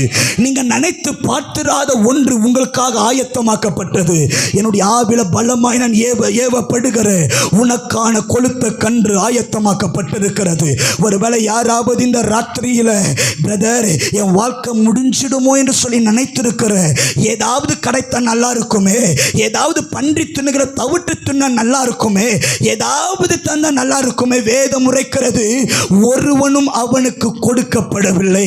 அப்படின்னா இந்த பன்றி தின்னுகிற தவிட்டை ஒரு 100 பேர்கிட்ட கேட்டிருப்பான், எனக்கு தவிடு தந்தா நல்லா இருக்கும், எனக்கு தவிடு சாப்பிட்டா நல்லா இருக்கும். வேதம் உரைக்கிறது, அந்த தவிட்டை கூட ஒருவனும் தரவில்லை. அப்படின்னா என்ன தெரியுமா? கேவலமான ஒன்று கூட கேட்கப்படும் பொழுது நம்மை மதித்து இந்த உலகம் ஒன்றும் கொடுக்கப்படவில்லை. அப்படி என்றால் நான் கஷ்டப்படும்போது வெறும் 100 ரூபாய் கேட்டேன் பிரதர், ஆனா என்ன மேலையும் கீழையும் பார்த்து உனக்கெல்லாம் தர முடியாது என்று சொல்லி என்ன வேணும் என்று நிராகரித்தவர்கள் உண்டு. இந்த உலகத்தில் என்னுடைய ஜனங்கள் என்னை அவமானப்படுத்தினார்கள், என்னை நிராகரித்தார்கள். தின்னுகிற தவிட்டு தின்ன ஆசையா இருந்தவனுக்கு ஒன்றும் கொடுக்கப்படவில்லை. ஆனா தகப்பன் பார்த்தாரு, நீ எப்போ என் கிட்ட வராயோ, எப்போ என் பக்கமாய் திரும்புறாயோ, உனக்கு தவிட்டல்ல, உனக்கு சாப்பாடு அல்ல, உனக்கு தோசையோ இட்லி அல்ல, அல்ல, இல்லை ரெடிமேடா பண்ண ஒரு பரோட்டாவும் கிடையாது. உனக்காகவே வளர்க்கப்பட்ட ஒரு கொழுத்த கன்றை நான் உனக்கு தருவேன். உனக்காகவே ஆயத்தமாக்கப்பட்டிருக்கிற ஒரு கொழுத்த கன்றை கர்த்தர் உனக்கு தருவாராக. ஹல்லேலூயா. எத்தனை பேரை கூட சேர்ந்து ஆமென் சொல்ல முடியும்? நல்ல சத்தத்தை உயர்த்தி ஆமென் சொல்லுங்க. இந்த ராத்திரி பரலோகத்தின் தேவனுடைய ஆவியானவர் யாரோ சிலரோடு தீர்க்கதரிசனமாய் பேசிக் கொண்டிருக்கிறார். இது எல்லாம் மனிதனிடத்தில் கேட்டாண்டவரே, ஆனா எல்லாரும் மூஞ்ச சுழிச்சிட்டாங்க. இது எல்லாம் மாறணும் என்று ஒவ்வொருடைய வாசலை தட்டி கொண்டிருந்த எல்லாரும் கதவை அடைத்து விட்டார்கள். ஒவ்வொருவருக்கும் போன் பண்ணி கடன்ல மாட்டிட்டு இருக்கிற யாராவது உதவி செய்யுங்க என்று சொல்லி போன் பண்ணா என்னுடைய போனை பிளாக் பண்ணி வச்சிட்டார்கள். எல்லாரையும் தேடி போக போக ஒருவனும் எனக்கு ஒன்றும் கொடுக்கப்படவில்லை. இப்பொழுது என்ன செய்வது என்று தெரியாமல் இவன் மூத்து தகப்பனிடத்தில் வந்த பொழுது தகப்பன் கேள்வி கேட்கவில்லை. தகப்பன் கிட்ட வருவதை அவர் தூரத்திலிருந்து கண்டு ஓடி போய் கட்டி பிடித்து முத்தம் கொடுத்து அவனுக்கான கொழுத்த கன்றை தகப்பன் அவனுக்கு கொடுத்து விட்டார். அல்லேலூயா. இயேசுவின் நாமத்தில் உங்களை பார்த்து நான் சொல்லுகிறேன், நீங்கள் அவருடைய குமாரத்தி தானே, நீங்கள் அவருடைய குமாரர்கள் தானே. சத்திய வார்த்தை உரைகிறது, பிள்ளைகளுடைய அப்பத்தை பிள்ளைகளுக்கு தருகிறவர்.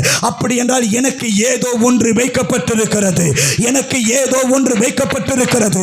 இந்த ராத்திரி நான் உங்களை பார்த்து சொல்லுகிறேன், உங்கள் ஒவ்வொருவருக்கும் ஏதோ ஒன்று வைக்கப்பட்டிருக்கிறது. உங்களுக்கு ஏதோ ஒன்று கர்த்தர் ரெடி பண்ணி வச்சிருக்கிறாரு. உங்க வேலையை ரெடியாக்கி வச்சிருக்கிறாரு, உங்க சுகத்தை ரெடியாக்கி வச்சிருக்கிறாரு, உங்க நன்மையை ரெடியா வச்சிருக்கிறாரு. அதை நீங்க புறப்பட்டா போதும், அவர் உங்க கரத்தில் தர வைப்பார், உங்க நாவுகளை புசிக்க வைப்பார், உங்க காதுகள் கேட்க வைப்பார். அந்த தகப்பனை தான் இன்றைக்கு ஆராதிக்க வந்திருக்கிறோம். ஹல்லேலூயா. எத்தனை பேரையும் கூட சேர்ந்து ஆமென் சொல்ல முடியும்? நல்ல சத்தத்தை உயர்த்தி சொல்லுங்கள். ஹல்லேலூயா. இப்படி கொழுத்த கன்றை தந்தது மாத்திரமல்ல, 22வது வசனத்தை வாசிங்கள். அப்பொழுது தகப்பன் தன் ஊழியக்காரரை நோக்கி நீங்கள் உயர்ந்த வஸ்திரத்தை கொண்டு வந்து இவனுக்கு உடுத்தி இவன் கைக்கு மோதிரத்தையும் கால்களுக்கு பாதரட்சைகளையும் போடுங்கள். அல்லேலூயா. இப்ப தகப்பன் என்ன தெரியுமா இரண்டாவது செய்யறாரு? அவனுக்கு உயர்ந்த வஸ்திரம், சொல்லுங்க, உயர்ந்த வஸ்திரம், முத்திரை மோதிரம், பாதரட்சை. சொல்லுங்க, உயர்ந்த வஸ்திரம், முத்திரை மோதிரம், பாதரட்சை. அல்லேலூயா. இருக்கீங்களா? அல்லேலூயா. சொல்லுங்க, உயர்ந்த வஸ்திரம், முத்திரை மோதிரம், பாதரட்சை. அல்லேலூயா. அல்லேலூயா. அல்லேலூயா. எனக்கு இப்படி தான் பிரசங்கிக்க வரும். ஆமென் சொல்லுங்க. எனக்கு ஒரு 2 நிமிஷம் கூட சும்மா வேற ஒரு கதையை சொல்லி உங்களை ஈர்க்கணும் என்பது என்னுடைய ஆசை கிடையாது. சத்தியத்தை சத்தியமாய் போதித்தால் நிச்சயமாய் சத்தியம் நம்மை விடுதலையாக்கிவிடும். அல்லேலூயா. இப்போ தகப்பன் மூத்த இளையவனுக்கு என்ன தராரா? சொல்லுங்க, உயர்ந்த வஸ்திரம், முத்திரை மோதிரம், பாதரட்சை. இப்போ என் கேள்வி என்னன்னா, வஸ்திரத்துக்கு அளவு இருக்கா? சைஸ் இல்லையா? உங்களுக்கு இருக்கு. மோதிரத்துக்கு சைஸ் இருக்கா? இருக்கு. செருப்புக்கு சைஸ் இருக்கா? இருக்கா இல்லையா? சும்மா சொல்றீங்க. இருக்கு. ஆமாவா இல்லையா? இப்போ ஏன் சைஸுக்கு நான் போட்டாதான் நான் அழகா இருப்பேன். ஆமாவா இல்லையா? அல்லேலூயா. அல்லேலூயா. நான் கடைசியாக கொடைக்கானல் நியூ இயர்க்கு சர்வீஸுக்கு போகும்போது பிரசங்கத்தெல்லாம் முடித்து வீட்டுக்கு போகலான்னு ரெடி ஆகும்பொழுது ஒருத்தர் எனக்கு கிஃப்ட் பண்ணார் ஒரு சட்டையை. வீட்டில் போய் ஓப்பன் பண்ணி பார்த்தா சட்டையுடைய விலை 3000 ரூபாய் ஒரு சட்டை. சைஸை பார்த்தா 42. என் சைஸு 38, இப்போ 40 கிட்ட வந்துட்டு இருக்கு. அப்போது என்ன நடக்குது? 42 சைஸு இன்னும் என்ன ஆகுது? வீட்டில் தூங்கிட்டு தான் இருக்கு. இந்த சட்டை எங்கள் அண்ணன் எனக்கு கிஃப்ட் பண்ணார், 270 ரூபாய். எவ்வளோ? இப்போ இந்த சட்டையை இந்த மாசத்துல 3 முறை போட்டுட்டேன். ஆமென் சொல்லுங்க. இப்போ நான் கேட்குறேன், எனக்கு சூட் ஆகாததை என்னால் போட முடியாது. ஆமாவா? ஒருவேளை மோதிரம் எனக்கு பத்தலைன்னா நம்ம என்ன பண்ணுவோம்? நூலை சுற்றுவோம். அது கைக்கு எப்படி இருக்கும்? அசிங்கமாக இருக்கும். ஆமாவா இல்லையா? இப்போ எனக்கு 8ஆம் நம்பர் செருப்புனா என்னால் 10ஆம் நம்பர் போட முடியாது. 10ஆம் நம்பர் போட்டு நீங்கள் ரன்னிங் ரேஸில் ஓடுங்கன்னா ஓடுவீங்களா? நடக்க கூட முடியாது. ஆமாவா இல்லையா? அப்போ என்னுடையதை நான் போட்டாதான் என்னால் கம்ஃபர்டபுளாக நடக்க முடியும். ஆமாவா? அல்லேலூயா. இப்போ ரோட்டில் நீங்கள் நடந்து போறீங்கன்னு வச்சுக்கோங்க. இப்போ ரோட்டில் தொலைன்னு சட்டையும் ஒரு செருப்பு இங்கே காலை வச்சா ஒரு செருப்பு அங்கே பருக்குது. அப்படி நீங்கள் நடந்து போகும் பொழுது எல்லாரும் பார்க்குறவங்க எப்படி பார்ப்பாங்க? யாரோ பைத்தியக்காரன் புதுசாக வந்துட்டு இருக்கிறான் நம்ம ஊருக்கு, அப்படிதானே பார்ப்பாங்க. ஒருவேளை நல்ல சட்டை, நல்ல பேண்ட்டு, நல்ல ஷூ, நல்ல மோதிரம் போட்டு ஸ்டைலாக அப்படி போனால் எல்லாருடைய கண்ணும் பார்க்காதவங்களாம் நம்ம பார்ப்பாங்க. ஆமாம் தானே? அல்லேலூயா, அல்லேலூயா. ஒருவேளை நமக்கு செட் ஆகாத சுடிதார் 3000 ரூபாய் தந்து சுடிதார் வாங்கினாலும் 750 ரூபாய் நல்லா இருந்தால் அதை தானே போடுவோம். ஏன்னா நான் காஸ்ட்லியாக இருந்தாலும் எனக்கு அது அளவுக்கு செட் ஆகலைன்னா அது சும்மா தான் இருக்கும். கரெக்ட். இப்போ இளைய குமாரன் தகப்பன் கிட்ட வராரு. எப்படி வராரு? எந்த இடத்துல வராரு? பஞ்ச காலத்துல வராரு. எந்த இடத்துல வராரு? அங்க என்ன இல்லை? சாப்பாடு இல்லை. சாப்பாடு இல்லைன்னா என்ன ஆயிருக்கணும்? இழைச்சிருக்கணும் தானே? ஆமாவா இல்லையா? ஒரு 2 kgs கம்மியா இருப்பாரா இல்லையா? அல்லேலூயா. அப்படின்னா ஒருவேளை 42வது சைஸா இருந்தவன் எப்படியாவது 40 சைஸ் வந்திருப்பாரா இல்லையா? ஆமாவா இல்லையா? இப்போ அப்பா என்ன தெரியுமா பண்றாரு? இளைய குமாரன் தகப்பனிடத்தில் வந்த பொழுது வேலைக்காரனுக்கு தகப்பன் சொல்லுகிறார், இவனுடைய வஸ்திரத்தை இவனுக்கு கொடுங்கள், இவன் மோதிரம், இவன் பாதரட்சை அவனுக்கு கொடுக்கப்பட்டது. இப்போ அப்பா என்ன தெரியுமா பண்றாரு? என் வஸ்திரம் எதுவோ அது எனக்கு தருவார், என் மோதிரம் எதுவோ அது எனக்கு தருவார், என் பாதரட்சை எதுவோ அது எனக்கு தருவார். இது எதை தெரியுமா அடையாளப்படுத்துகிறது? நான் கடைசி மாதத்தில் திருநெல்வேலி பகுதிகளில் ஊழியம் போகும் பொழுது ஒரு ஸ்திரீ, ஒரு சாதாரண திருமணமான ஒரு 15 நாளான ஒரு இளம் பெண்ணின் இடத்தில் சொன்னா, அண்ணா நான் காலேஜ் படிக்கும்போது ஒருத்தனை லவ் பண்ணி திருமணமாக்கி இப்போ 15 நாள் தான் ஆகுது, இவன் கூட என்னால் வாழ பிடிக்கல, நான் டைவர்ஸ் அப்ளை பண்ணலான்னு இருக்கிற, எனக்காக ஜெபம் பண்ணுங்க. அப்போ யோசித்து பார்த்தா காலேஜ் படிக்கும் பொழுது இந்த ட்ரெஸ் எனக்கு நல்லா இருக்குமோ, இந்த வஸ்திரம் எனக்கு நல்லா இருக்குமோ என்று அவள் வேறு ஒரு வஸ்திரத்தை எடுத்துக்கொண்டபடியால் அந்த வஸ்திரம் அவளுக்கு சூட்டபிளா இல்லை, அது அவளுக்கு கம்ஃபர்டபிளா இல்லை. இன்றைக்கு நாம் என்ன தெரியுமா செய்து கொண்டிருக்கிறோம்? வேற ஒரு வஸ்திரத்தை கண்டு அந்த வஸ்திரத்தை ஈர்க்கப்பட்டு அந்த வஸ்திரம் என்னுடையது என்று வேற எதையோ அணிந்து கொண்டிருக்கிறோம். துதிக்கிறவர்களை பார்க்கும் பொழுது இந்த அபிஷேகம் தான் என்னுடையது என்று துதியின் அபிஷேகத்தை அணிந்து கொண்டிருக்கிறோம். நல்ல பிரசங்கிக்கிறவனை பார்க்கும் பொழுது இதுதான் என் பாதரட்சை என்று அந்த பாதரட்சை தொழுது கொண்டு நான் நடந்து கொண்டிருக்கிறேன். ஆனா அப்பா யார் தெரியுமா? இளைய குமாரன் சொல்லுகிறான், நான் கூலிக்காரன் ஒருவனா இருக்கட்டும். அப்பா கிட்ட சொல்றான், அவர் கூலிக்காரனா இருக்கட்டும், எனக்கு கூலிக்காரனுடைய வஸ்திரத்தை தாங்க, கூலிக்காரனுடைய மோதிரத்தை தாங்க, கூலிக்காரனுடைய பாதரட்சை தாங்க என்று இளையவன் சொல்றான். ஆனா அப்பா என்ன தெரியுமா சொல்றாரு? உனக்கு கூலிக்காரனுடைய அல்ல, நீ என் குமாரன் தானே, உன் வஸ்திரத்தை நான் உனக்கு தருவேன், உன் மோதிரத்தை நான் உனக்கு தருவேன், உன் பாதரட்சை நான் உனக்கு தருவேன். இது என்ன தெரியுமா அடையாளம்?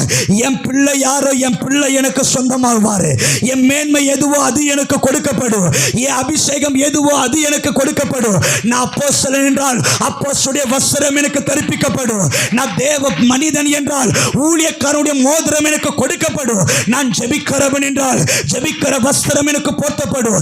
இந்த ராத்திரி பரிசுத்த ஆவியானவர் சொல்லுகிறார், நீ யாரோ அதை உனக்கு தர விரும்புகிறேன், உன்னுடையது எதுவோ அது உனக்கு தர விரும்புகிறேன். நீ தேவ பிள்ளை என்றால் தேவ பிள்ளையுடைய அதிகாரத்தை நான் உனக்கு தருவேன். நீ ஜெபிக்கிறவள் என்றால் ஜெபிக்கிற மேன்மைகள் உனக்கு தரப்போகிறேன்.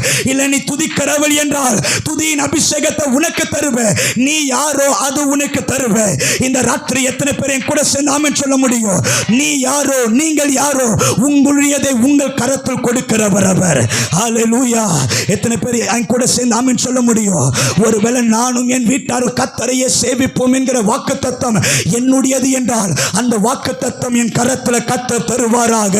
சின்னவன் ஆயிரமும் சிறியவன் பலத்த ஜாதியுமாவான். இது என்னுடைய வாக்குத்தத்தம் என்றால் இது எனக்கு கிருபையாய் தருவாராக. ஒருவேளை நீங்க பிசினஸ் மேன் என்றால் அந்த வஸ்திரத்தை உங்களுக்கு தருவார். இல்லை நீங்க ஊழியக்காரி என்றால் அந்த வஸ்திரத்தை உங்களுக்கு தருவார். நீங்க யாரோ உங்களுடையதை உங்களுக்கு தருகிறவர் அவர். இவர் என்ன தெரியுமா செய்வாரு? தாயின் கற்பத்தில் உருவாகுவதற்கு முன்பதாக உங்களை எதற்காக பேர் சொல்லி அழைத்தார் அதை உங்களுக்கு தருகிறவர். உன் வஸ்திரத்தை உனக்கு தருகிறவர், உன் மோதிரத்தை உனக்கு தருகிறவர், உன் பாதரட்சை உனக்கு தருகிறவர். இதை எத்தனை பேரையும் கூட சேர்ந்து ஆமென் சொல்ல முடியும்? உங்கள் ஒவ்வொருவர் மேல அந்த கிருபை இறங்குவதாக, உங்களுடையது உங்களுக்கு சொந்தமாவதாக. இன்னைக்கு என்ன நடக்குதுன்னா, என்னுடையதை நான் எடுக்காம, என்னுடையதை நான் அனுபவிக்காம வேற யாருடையது அனுபவித்து அவன் கார் வாங்கியிருக்கிறான், நானும் கார் வாங்கணும் என்று அவனுடைய பாதரட்சை எடுத்துக்கொண்டு கொண்டு இன்னைக்கு இஎம்ஐ கட்டி கொண்டிருக்கிற நாட்கள் துக்கமாக இருக்கிறது. ஏன்னா என்னுடையது வெறும் பல்சர் பைக்கு தான். ஆனால் பல்சரை வாங்காம எப்போ நான் கார் மேல் ஆசைப்பட்டு அவன் வஸ்திரத்தை எடுக்க நினைச்சனோ அன்றைக்கு என்னுடைய சமாதானம் என்னை விட்டு பறிக்கப்படுகிறது. ஆண்டவர்கிட்ட கேட்கணும், நான் யார் ஆண்டவரே? என்னுடையது எனக்கு வேணும், என் வஸ்திரம் எனக்கு வேணும், என் மோதிரம் எனக்கு வேணும், என்னுடையது எது அது எனக்கு தாங்க. என் கணவர் எனக்கு வேணும், என் பிள்ளை எனக்கு வேணும், என் சமாதானம் எனக்கு வேணும், என் சுகம் எனக்கு வேணும், என் ஆரோக்கியம் எனக்கு வேணும், என் அபிஷேகம் எனக்கு வேணும், என் ஜனங்கள் எனக்கு வேணும், என் பல்லடம் எனக்கு வேணும், நரகத்தில் இருக்கிற என்னுடையவர்கள் எனக்கு வேணும். ஒன்றை கூட இழக்கக்கூடாது, ஒன்றை கூட விடக்கூடாது, ஒன்றை கூட சத்துரு எடுத்துடக்கூடாது. என்னுடையது எனக்கு வேண்டும் என்று சொல்லுகிறவர்கள் நல்ல கையை தட்டி பரிசுத்த ஆவியானவர் பார்க்கட்டும். பிதாவே, சபைக்குரியது சபைக்கு தருவீராக, ஊழியருக்குரியது ஊழியருக்கு கொடுக்கப்படுவதாக. என் ஜனங்களுக்குரியது என் ஜனங்கள் பார்க்கட்டும். ஹல்லேலூயா. எத்தனை பேர் என் கூட சேர்ந்து ஆமென் சொல்ல முடியும்? எப்போ என்னுடையது இல்லாமல் நான் வேற உடைய வஸ்திரம் என்று நான் போறேனோ அன்றைக்கு என் நாட்கள் வீணாகிறது. ஹல்லேலூயா. எத்தனை பேர் என் கூட சேர்ந்து ஆமென் சொல்ல முடியும்? இப்ப தாவீது யுத்த களத்தில் நின்ற பொழுது தாவீதை பார்த்து இந்த சவுல் சொல்லுகிறார், நீ யுத்தம் செய்ய புறப்படுகிறாயோ, கோலியாத்தை முறியடிக்க புறப்படுகிறாயோ, ஒன்று செய், என்னுடைய வஸ்திரத்தையும் என்னுடைய கேடகத்தையும் என்னுடைய பட்டயத்தை தர நீ போய் யுத்தம் செய். அதுக்கு சவுல் தாவீது சொல்லுகிறான், அப்பியாசம் இல்லை, எனக்கு அது வேண்டாம் இருக்கட்டும், எனக்கு அது வேண்டாம் இருக்கட்டும், எனக்கு அப்பியாசம் இல்லை, எனக்கு அது போட்டால் எனக்கு என்ன ஆகலை, செட் ஆகலை. ஆமென் சொல்லுங்க. இப்போ ஏன் சவுல் அவருடைய வஸ்திரத்தையும் பட்டயத்தை தந்தார் சொல்லுங்க? ஏன்னா ராஜாவுடைய வஸ்திரம் தேசத்துக்கே தெரியும், ஆமாவா இல்லையா? இப்போ இவன் ராஜாவுடைய வஸ்திரத்தையும் ராஜாவுடைய பட்டயத்தையும் எடுத்து கோலியாத்து முன்னாடி போய் நின்னா எல்லா தேசத்தில் இருக்கிறவர் என்ன தெரியுமா பண்ணுவாங்க? சவுல் வந்து விட்டான் யுத்தம் பண்ண. ஏன்னா இது சவுளுடைய பட்டயம் என்று சொல்லி எல்லாரும் சவுலை உயர்த்தி பேசுவார்கள். இப்போ தாவீது பார்த்தா, ராஜா எனக்கு உங்க வஸ்திரம் வேண்டாம், எனக்கு உங்க பட்டயம் வேண்டாம், எனக்கு உங்க கேடகம் வேண்டாம், என்னுடையது எனக்கு போதும். என்கிட்ட கல் இருக்கு, என்கிட்ட அடப்பை இருக்கு, இதை வைத்துக்கொண்டு என்னுடையதை வைத்துக்கொண்டு இந்த கோலியாத்தை முறியடிக்க என்னால முடியும் என்று தன்னுடையதை வைத்துக்கொண்டு யுத்தம் செய்ய புறப்பட்ட பொழுது கர்த்தர் ஜெய கம்பீரத்தை கட்டவிழ்த்தார். இந்த ராத்திரி உங்களை பார்த்து சொல்லுகிற, உங்களுடையதுதான் உங்களுக்கு ஆசீர்வாதம், உங்களுடையதுதான் உங்களுக்கு உயர்வு, உங்களுடையதுதான் உங்களுக்கு கனம். எப்பொழுது உங்களுடையதை எடுத்துக்கொண்டு சத்துரு முன்பதாக நிற்கிறீர்களோ அன்றைக்கு சத்துரு தோற்கப்படுகிறார். ஹல்லேலூயா, ஹல்லேலூயா. எத்தனை பேரை கூட சேர்ந்து சொல்ல முடியும்? நல்ல சத்தத்தை உயர்த்தி சொல்லுங்க. அப்படின்னா என்னுடையது எனக்கு வேணும். ஆமென் சொல்லுங்க. கைகளை உயர்த்தி சொல்லுங்க, என்னுடையது எனக்கு வேணும். சத்தமா சொல்லுங்க, என்னுடையது எனக்கு வேணும். சத்தமாய் சொல்லுங்க, பரலோகம் கேட்கிற வண்ணமாய் சொல்லுங்க, என் வஸ்திரம் எனக்கு வேணும், என் மோதிரம் எனக்கு வேணும், என் பாதரட்சை எனக்கு வேணும், என் அபிஷேகம் எனக்கு வேணும், என் அக்கினி எனக்கு வேணும், என் கிருபை எனக்கு வேணும், என் ஜபங்கள் எனக்கு வேணும். நான் மற்றவனை குறித்து காப்பி அடிக்க கூடாது, மற்றவனை குறித்து நான் ஜெராக்ஸா இருக்க கூடாது. நான் ஒரிஜினல், நான் ஒரிஜினல், நான் ஒரிஜினல். இந்த பல்லடத்தில் நான் ஒரிஜினல், இந்த பல்லடத்தில் நான் நாதா, நான் நாதா. நான் யாரு மாதிரி இருக்க கூடாது, எனக்கு வேற யாருடையது வேண்டாம். என் வஸ்திரம் எனக்கு வேண்டும், என் வஸ்திரம் எனக்கு வேண்டும். ஜெபிக்க ரெடி என்று சொன்னால் உங்களுக்கு தருவதற்கு அவர் ரெடி, அவர் ஆயத்தம், அவர் ஆயத்தம். நல்ல கண்களை மூடி வாய்களை திறந்து சொல்லுங்க, என்னுடையது எனக்கு, என்னுடையது எனக்கு. ஏன் அபிஷேகம், ஏன் அபிஷேகம், ஏன் அபிஷேகம், ஏன் விடுதலை, ஏன் விடுதலை, ஏன் விடுதலை, ஏன் விடுதலை எனக்கு வருவதாக, எனக்கு வருவதாக, எனக்கு வருவதாக. கரத்தை பரத்துக்கு நேராக உயர்த்தி, பரத்துக்கு நேராக உயர்த்தி அவரை பார்த்து சொல்லுங்க, ஹல்லேலூயா. என்னால் ஒன்றும் கூடாதையா, எல்லாம் உம்மால் கூடும். என்னால் ஒன்றும் கூடாதையா, எல்லா உம்மால் கூடும். என் ஞானம் கல்வி செல்வங்கள் எல்லாம் ஒன்றுமில்லை குப்பை என்று எண்ணுகிறே. என் ஞானம் கல்வி செல்வங்கள் எல்லாம் ஒன்றுமில்லை குப்பை என்று சொல்லுங்க. என் ஞானம் கல்வி செல்வங்கள் எல்லாம் ஒன்றுமில்லை குப்பை உள்ளத்தின் ஆழத்தில் சொல்லுங்க. என் ஞானம் கல்வி செல்வங்கள் எல்லாம் ஒன்றுமில்லை குப்பை என்று எண்ணுகிறேன். என் நீதி நியாயங்கள் அழுக்கான கந்தை என்றே உணர்ந்தேன் என் இயேசுவே. என் நீதி நியாயங்கள் அழுக்கான கந்தை என்றே உணர்ந்தேன் என் இயேசுவே.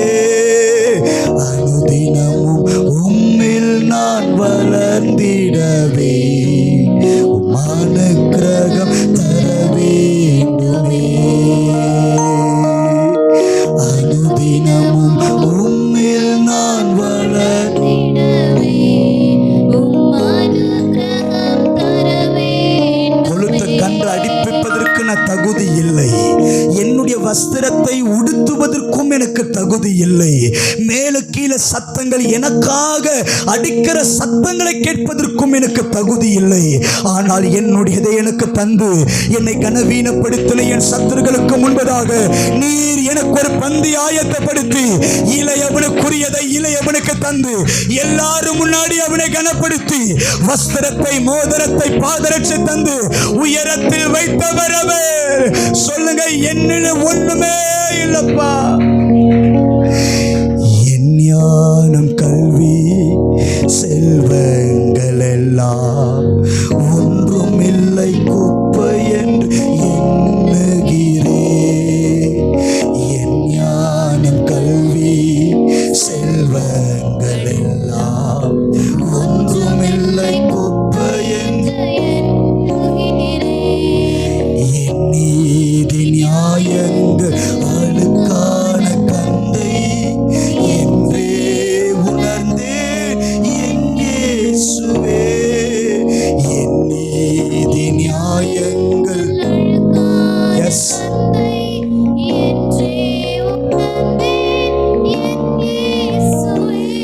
என் நீதி நியாயங்கள் அழுக்கான கந்தை என்றே உணர்ந்தேன் என் இயேசுவே. அனுதினமும் உம்மில் நான் வளர்ந்திடவே உம் அனுக்கிரகம் தர வேண்டுமே. அனுதினமும் உம்மில் நான்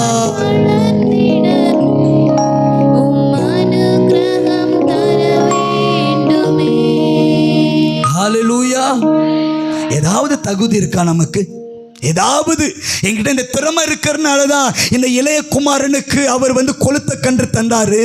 இவர்கிட்ட ஞானம் இருக்கிறதுனாலதான் இவன் வஸ்திரத்தை தந்து வேலைக்காரனுக்கும் கூலிக்காரனுக்கும் முன்னாடி குமாரன் என்று அதிகாரப்படுத்த சொல்ல ஏதாவது உண்டா? நம்முடைய நீதி நியாயம் எல்லாம் அழுக்கான கந்தை. நம்முடைய ஞானம் கல்வி செல்வம் எல்லாம் அது வெறும் குப்பை எனப்படுகிறது. கர்த்தர் கிருபையாய் நம்மை பாதுகாக்கிறவர், கிருபையாய் நம்மை தேடி வந்தவர், கிருபையினால நம்மை ரட்சிக்கிறவர் இன்றைக்கும் நம்மோடு கூட செயல்பட்டு கொண்டிருக்கிறார். அல்லேலூயா. இந்த ராத்திரி பரிசுத்த ஆவியானவர் என்னோடு திட்டவட்டமாய் பேசினார். என் பிள்ளைகளை என்னிடத்தில் திரும்ப சொல்லு. என் பிள்ளைக்கு செய்ய வேண்டியதை நான் செய்வேன். என் பிள்ளைக்கு தர வேண்டியதை நான் தருவேன். என் பிள்ளைக்கு எதுவோ அது நான் தருவேன். பிள்ளைக்கு திருமணமா நான் செய்கிறேன். குழந்தை பாக்கியமா நான் தரேன். உயர்வா நான் தரேன். மேன்மையா நான் தரேன். என் பிள்ளைக்கு எது நான் வச்சிருக்கிறேனோ அது என் பிள்ளைகளுக்கு நான் தருவேன். அல்லேலூயா, அல்லேலூயா. அப்படி என்றால் நான் திரும்புவதில் ஏதோ ஒரு ஆசீர்வாதம் இருக்குதானே? ஆமென் சொல்லுங்க. நான் திரும்புவதில் ஏதோ ஒன்று இருக்கா இல்லையா? அல்லேலூயா. இப்ப என்ன நடக்குது என்றால், இந்த தேசத்தில் இருள் சூழ்ந்திருக்கிறது. 400 வருடங்கள் தேவனானவர் பூமியை சந்திக்கவில்லை. 400 வருடங்கள் ஒரு தேவதூதன் இறங்கினதில்லை. 400 வருடங்கள் பிதாவுக்கும் பூமிக்கும் தொடர்பு துண்டிக்கப்பட்டு இருள் சூழ்ந்த தேசமாய் இருண்ட காலமாய் மாறினது. அப்பொழுதுதான் ஒரு தேவதூதன் அந்த சகரிய ஆராதனை செய்து கொண்டிருக்கும் பொழுது 400 வருடம் கழித்து ஒரு தேவதூதன் பிரத்யட்சமாய் தோன்றி சொல்லுகிறார், உனக்கு ஒரு குமாரன் பெறுவான், அவனுக்கு யோவான் என்று பெயர் வை, அவன்தான் வழிகளை ஆயத்தப்படுத்துவான் என்று ஒரு பெரிய தீர்க்கதரிசனம் வந்த பொழுது இந்த சத்தத்தின்படியாக ஒரு யோவான் ஸ்நானகனை கர்த்தர் பூமியில பிறப்பிக்க வைத்தார். இப்ப பூமி எதிர்பார்க்கிறது, 400 வருடம் கழித்து தீர்க்க தரிசனத்தின் மூலமாய் பிறந்தவர் யோவான் ஸ்நானகன். அப்படி என்றால் இவனிடத்தில் ஏதோ ஒன்று கர்த்தர் சொல்லி அனுப்பி இருக்கிறார் என்று இந்த பூமி காத்து கொண்டிருக்கிறது. ஒருவேளை மலைகள் நினைக்கலாம், இமைப்பொழுது உன்னை கைவிட்டேன், ஆனால் உருக்கமான இரக்கத்தினால் நான் உன்னை சேர்த்துக் கொள்வேன். இப்படி பேசுவாரா? இல்லை, நான் முடிவு பரியந்தம் சகல நாட்களும் நான் உன்னோடு கூட இருப்பேன். இல்லை, இப்படி பேசுவாரா? இல்லை, மோசையோடு இருந்தது போல நான் உன்னோடு கூட இருப்பேன், நான் சொன்னதை செய்கிற வரைக்கும் உன்னை விட்டு கைவிடுவதில்லை, இப்பேற்பட்ட வாக்குத்தத்தத்தோடு இடைப்படுவாரா என்று இந்த பூமி காத்து கொண்டிருக்கிற நேரத்தில் இந்த யோவான் ஸ்நானகன் முதலாய் எழும்பி நின்று வார்த்தை உபயோகிக்கும் பொழுது, அந்த சராசங்களும் எதிர்பார்த்து கொண்டிருக்கும் பொழுது யோவான் ஸ்நானகன் எந்த வார்த்தை தெரியுமா முதலாவது சொன்னால்? மனம் திரும்புங்கள், பரலோக ராஜ்யம் சமீபமாய் இருக்கிறது. இப்ப இயேசு வந்தார், இயேசுவை சொல்றார், மனம் திரும்புங்கள், பரலோக ராஜ்யம். அப்படின்னா நான் திரும்புறதுல ஏதோ ஒரு ஆசீர்வாதம் இருக்கு. ஆமென் சொல்லுங்க. ஆகையால் தான் நான் மோசையோடு இருந்தது போல உன்னோடு கூட இருப்பேன் என்று சொல்ற வார்த்தை விட மனம் திரும்பு என்ற வார்த்தைக்கு வல்லமை அதிகம். நான் உன்னை விட்டு கைவிடுவது என்ற வார்த்தையை விட மனம் திரும்பு என்கிற வார்த்தைக்கு வல்லமை அதிகம். இஸ்ரவேலுக்கு விரோதமாய் மந்திரமும் இல்லை, குறி சொல்வதும் இல்லை என்ற இந்த வாக்கு தத்துவத்தை விட மனம் திரும்பு என்கிற வார்த்தைக்கு ஏதோ ஒரு வல்லமை இருக்கிறபடியால் தான் பரலோகம் அதிகமாய் உரைக்கிறது. மனம் திரும்பு, நீ திரும்பு, நீ தகப்பனிடத்தில் திரும்பு என்று பேச வருகிறார். அல்லேலூயா. ஆனா அந்த வார்த்தை நமக்கு பிடிக்காதுதான், ஆனா அந்த வார்த்தையில தான் ஆசீர்வாதத்தை வச்சிருக்கிறார். அல்லேலூயா. இப்போ நான் ஒருவேளை ஃபாரின்ல போய் வேலை பார்த்துட்டு வந்திருக்கிறேன்னு வச்சுக்கோங்க. ஒரு 10 வருஷம் நான் துபாயில் வேலை பார்த்து 10 வருஷம் கழிச்சு என் வீட்டை போய் பார்க்கலாம், எனக்கு பிறந்த பிள்ளைகளை போய் பார்க்கலாம். அவன் கையில் இருக்கும்பொழுது பார்த்தது இப்போ அவனுக்கு 10 வயசாகுது என்று சொல்லி எதிர்பார்ப்போடு நான் வரும் பொழுது என் பிள்ளைக்கு எவ்வளோ ஆசை இருக்கும். 10 வருஷம் கழிச்சு யாரை பார்க்க போறேன்? அப்பாவை பார்க்க போறேன். அவன் காலையில் எழுந்த உடனே கேட்டு வாசல்ல நின்றுட்டே இருக்கிறான். நான் என்ன பண்றேன்? ஃப்ளைட்டை விட்டு இறங்கி காரில் பிரயாணம் பண்ணி நேராக வீட்டுகிட்ட போய் பிள்ளைய பார்த்த உடனே ஓடி போய் கட்டி பிடித்து முத்தம் தராம, ஒழுக்கமாக ஸ்கூலுக்கு போறியா இல்லையா, ஒழுங்கா படிக்கல, கைகால உடைச்சிருவேன், கழுதமைக்கு அனுப்பிடுவேன் அப்படின்னு சொன்னா பையன் என்ன பண்ணுவான்? ஏமா இவர் வந்தாரு, இன்னும் 10 வருஷம் இருக்கட்டும் சொல்லுவாரா இல்லையா? அப்போ என்ன அர்த்தம்? ரொம்ப நாள் கழிச்சு ஒருவரை பார்த்தா கட்டி பிடிக்கணும், இல்லை முத்தம் தரணும், நல்லா இருக்கிறேன் இப்படி தானே கேட்கணும். ஆனால் ஆண்டவர் அப்படி கேட்காம, நான் ஒரு வருஷம் உங்களை கைவிட்டுட்டேன், இதுக்கப்புறம் கைவிட மாட்டேன், உங்கள் கூடவே இருப்பேன், நான் உங்கள் வலப்பக்கத்தில் நிழலாக இருப்பேன், நான் உங்கள் வலப்பக்கத்தில் இருக்கிறபடியா நீ அசைக்கப்படுவதில்லை, உன் பக்கத்தில் 1000 பேரும் 10000 பேர் விழுந்தாலும் உன்னை அணுகாது, இப்படி சொல்லுவார் என்று எதிர்பார்த்தா இப்படி சொல்லாமல் மனம் திரும்பு. அப்ப ஏதோ ஒன்று இருக்குல்ல அதுல. அல்லேலூயா. இப்போ ஒரே ஒரு மனிதன் மாத்திரம் யோவான் ஸ்நானகன், நான் ஜெபித்து முடிக்க போகிறேன், நல்லா கவனிங்க. இப்போ யோவான் ஸ்நானகன் மாத்திரம் மனம் திரும்பினவனாக வனாந்திரத்தில் வாழ்ந்து கொண்டிருக்கிறான். வேதம் உரைக்கிறது, தேவன் அவனை வெளிப்படுத்தும் நாள் மட்டும் அவன் வனாந்திரத்தில் தங்கி இருந்தான். சத்திய வார்த்தை உரைக்கிறது, அவன் வெட்டுக்கிளியும் காட்டுத்தேனும் ஒட்டகம் மயிர் உடை தரித்தவனாய் இருந்தான். ஆமென் சொல்லுங்க. அவன் போச்சனம் எது? வெட்டுக்கிளியும், சத்தமா சொல்லுங்க, வெட்டுக்கிளியும் காட்டுத்தேன், சத்தமா சொல்லுங்க, வெட்டுக்கிளியும். இப்போ பரிசேயரும் சதுசேயரும் எது சாப்பிட்றாங்க? நல்ல திராட்சரசத்தையும் நல்ல அப்பத்தையும் சாப்பிட்டு கொண்டிருக்கிறாங்க. ஆனா யோவான் மாத்திரம் எதை சாப்பிடுகிறார்? வெட்டுக்கிளியும். இப்போ யோவானுக்கு கேள்வி வரும் தானே, ஆண்டவரே வெட்டுக்கிளியும் காட்டுத்தேனும் சாப்பிட்டு பிரதிஷ்டையை வாழ்ந்து கொண்டிருக்கிற எனக்கு ஒன்றுமே இல்லையா? அப்படி என்றால் வெட்டுக்கிளியும் காட்டுத்தேனும் சாப்பிட்ட நானும் திராட்சரசமும் அப்பமும் சாப்பிட்ட அவனும் ஒன்னா? இப்போ நமக்கு கேள்வி வரும் தானே, ஞாயிற்றுக்கிழமை ஆராதனைக்கு வேதத்தை சுமந்து கொண்டு ஆலயத்துக்கு வருகிற நானும் வேத பக்கமே பார்க்காம சபைக்கே வராம சினிமா தேட்டருக்கு போற அவனும் நானும் ஒன்னா? இப்போ நமக்கு கேள்வி வரும் தானே, திருப்பூர்ல எத்தனையோ கம்பெனி இருக்கிறது, ஆனா ஞாயிற்றுக்கிழமை வாங்க என்று சொல்லும் பொழுது எனக்கு ஞாயிற்றுக்கிழமை ஆலயம் தான் வேணும், டபுள் சார்ஜ் தந்தாலும் எனக்கு அந்த வேலை வேண்டாம் என்று ஆலயத்துக்கு ஓடி வரனே, அப்ப நானும் வேலை செய்யற ஒன்னா?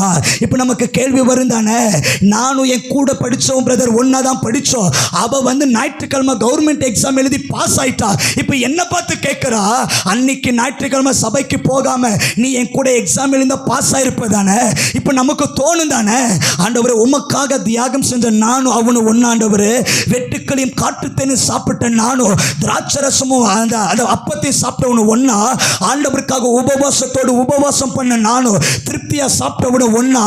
ஆண்டவருக்காக முழங்கால நின்ற நானும் ஆண்டவரை இல்லாமல் சுகபகமாய் வாழ்ந்த அவனும் ஒன்னா என்று நமக்குள்ள கேள்வி வரலாம். நம் மனம் திரும்பி வாழுகிற சபையில தூணா இருக்கிற, எப்ப பார்த்தாலும் இயேசு இயேசு என்று சொல்லிக் கொண்டிருக்கிற, இப்ப நமக்கு கேள்வி வரும் தானே, நானும் அவர்களும் ஒன்னா? நானும் குடிகாரனும் ஒன்னா? நானும் வேசிக்களும் ஒன்னா? நானும் விபச்சாரனும் ஒன்னா? நானும் பாவிகளும் ஒன்னா? நான் சத்தியத்துக்காக நிற்கிறேனே, எனக்கும் அவனுக்கு வித்தியாசம் இல்லை என்ற கேள்வி வரும் தானே? இப்போ ஒருவேளை யோவான் கேட்டிருக்கலாம், ஆண்டவருக்கு முன்னாடி நின்று கேட்டிருக்கலாம், ஆண்டவரே வெட்டுக்களையும் காட்டுத்தேனும் சாப்பிட்ட நானும் சுகபோகமாய் வாழ்ந்த அவனும் ஒன்னா என்று கேட்டிருந்தார். இயேசு என்ன தெரியுமா சொல்லியிருக்கலாம், நேரா யோவான் ஸ்நானகத்தில் வந்து சொன்னார், நீர் எனக்கு ஞானஸ்தானம் தர வேண்டும். அதற்கு யோவான் சொல்லுகிறார், அவருக்கு தடை செய்தவனாக சொன்னான், நான் உம்மிடத்தில் வர ஞானஸ்தானம் எடுக்க நீர் என்னிடத்தில் வரலாமா? அதற்கு இயேசு சொல்லியிருக்க என்ன தெரியுமா, வெட்டுக்களையும் காட்டுத்தேனும் சாப்பிட்ட உனக்கும் அவனுக்கு என்ன வித்தியாசம்னு கேட்டதானே? வெட்டுக்கிளி காட்டுத்தேனும் சாப்பிட்ட உனக்கு ஒரு வித்தியாசம் உண்டு. என்ன வித்தியாசம் தெரியுமா?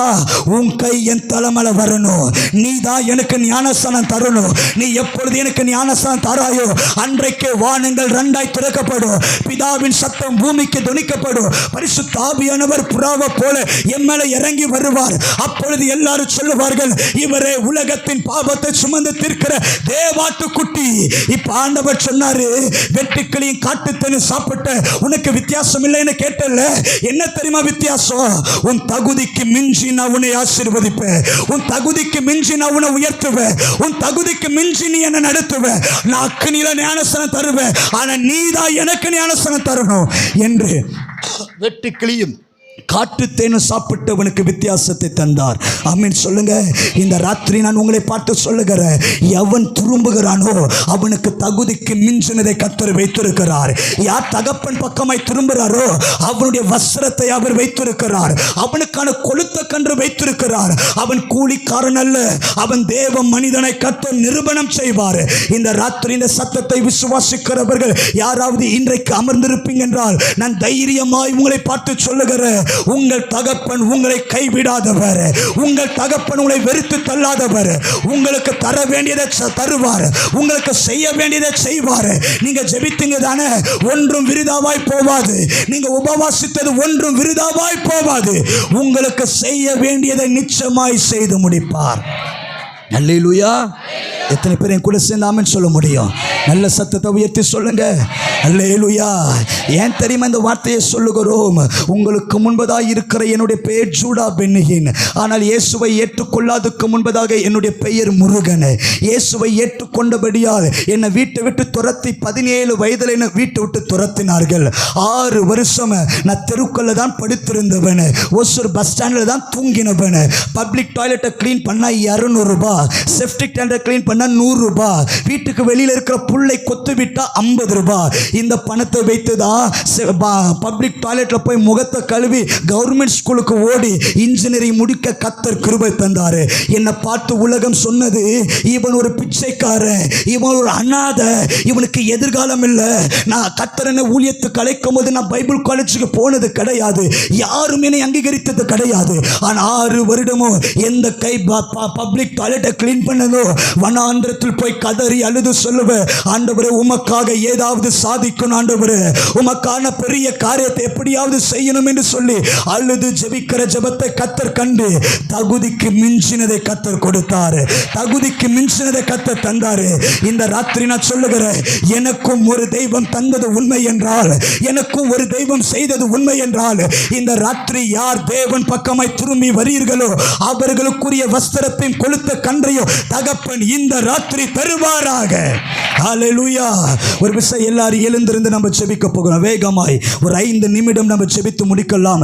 எல்லாரும் ஒரு விஷயம் எழுந்திருந்து சர்வ வல்லமையில தேவனுடைய முகத்தை பார்த்து பரிசுத்த ஆவியானுடைய உன்னதமான பிரசன்னத்துக்கு நேராக ஒரு விஷயம் நீங்க ஜெபிக்க போறீங்க. கொஞ்ச நேரம் மைக்கு சவுண்டு கேட்குதோ இல்லையோ, உங்க சத்தம் இன்றைக்கு கேட்க வேண்டும். ஆண்டவரை பார்த்து சொல்லுங்க, நீங்க சொன்னீரே, நம்பிக்கை உடைய சிறைகளே அரணுக்கு திரும்புங்கள், இரட்டிப்பான நன்மையை தருவே.